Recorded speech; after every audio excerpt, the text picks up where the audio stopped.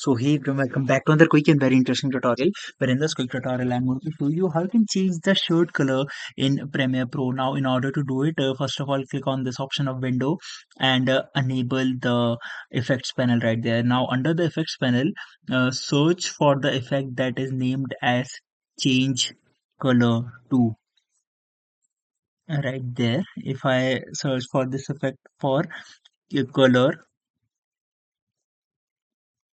here you can see. Now if I go over there and click on this option of color replace, just simply drag and drop it to the video of yourself.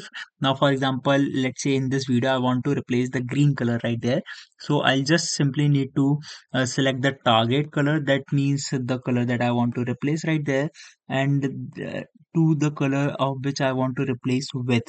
Now for example, if I select let's say this color right there, now you'll notice that that particular will replace to the blue color. I can change the replace color option right there only. Alright, so that's it for this tutorial. I hope this video will be helpful for you. Make sure to hit the like button and subscribe button for more such helpful and interesting tutorials. See you in the next one. Take care.